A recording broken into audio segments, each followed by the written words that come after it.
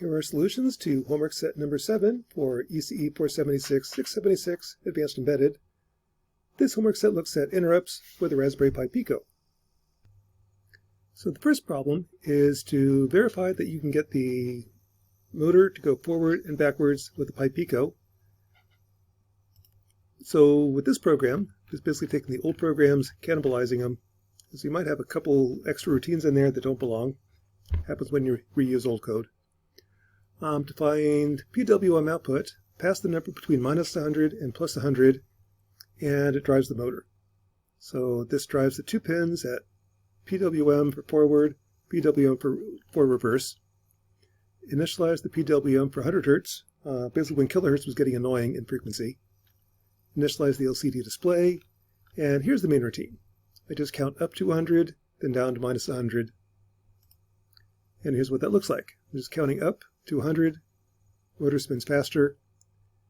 At 0 it stops, then spin the other way. So at that point, I'm fairly convinced that the motor is working. Next step, start adding interrupts. I'm going to add edge interrupt, so every time I hit the buttons, I either count up 25% or down 25%. So in Thani, switching over to problem 2, this one uses interrupts. So here's the edge interrupts. What I did is the main routine, I stripped out all the part where I increase, decrease percentage. That's done in the background using interrupts. With the interrupts, this is, there it is, edge interrupt that's set up. So on a falling edge interrupt on button 15, I call speed up.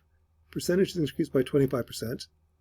On button 14, that's a falling edge interrupt. I call speed down. I drop 25%. So here's what that looks like. I just did plus 25%, plus 50, double click, got bouncing, stops at 100, go down 25%, and there is bouncing on these buttons.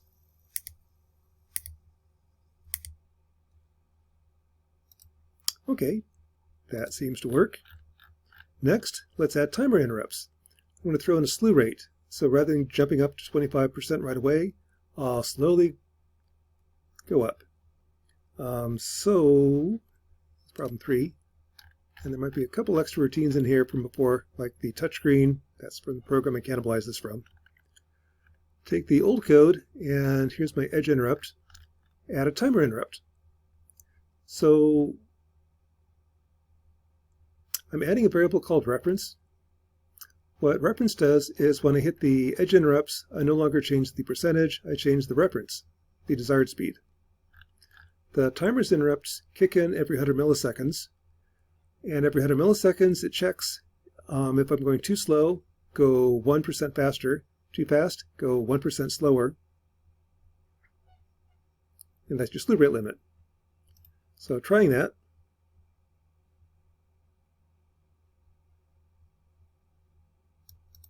so I've got problem 3 running. I tell it to increase. The reference went up to 25%, and speed goes up there 1% every 100 milliseconds. Tell it to go up to 75%, 2 clicks. That's your slew rate limit. Okay. With bouncing, 100. Tell it to go down 25%. And I should be able to go backwards. Then the buttons change the the reference speed, and the percentage, as the slew rate limit, goes up or down 1% every 100 milliseconds. That seems to work. The last problem is added in one shot. If I don't hit a button for 10 seconds, it automatically turns off. So for that, problem 4. Added a one-shot, if I can find it. Use my timer interrupts. Add a one-shot event that's going to set reference to 0 after 10 seconds. Where that is called is every time I hit the button, I set up a one-shot event 10,000 milliseconds in the future, or 10 seconds, with a subroutine of stop. So what that does, if I hit the buttons, it's now counting up to 10 seconds. I'll reset it. 1, 2, 3, 4, 5, 6, 7, 8, 9, 10.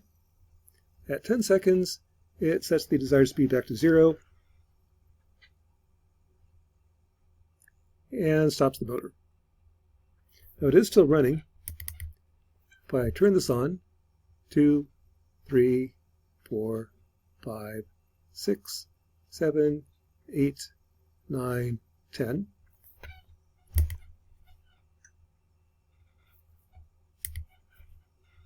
Tell it to go back up. That'll reset it. So again, 1, 2, 3, 4, 5, 6, 7, 8, 9, 10. And after 10 seconds, it sets the desired speed back to 0 and stops the motor. So that is homework number 7 for Advanced Embedded Interrupts. A couple things to note. With interrupts, it greatly simplifies the code.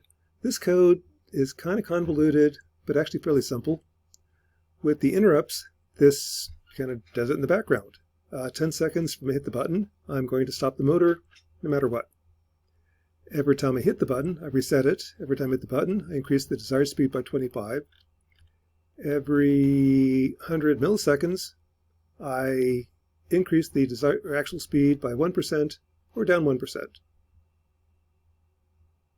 So interrupts are confusing, but they're pretty useful once you figure them out. With the Raspberry Pi Pico, interrupts are actually pretty easy to use. It's a very friendly processor. So again, homework 7 for Advanced Embedded.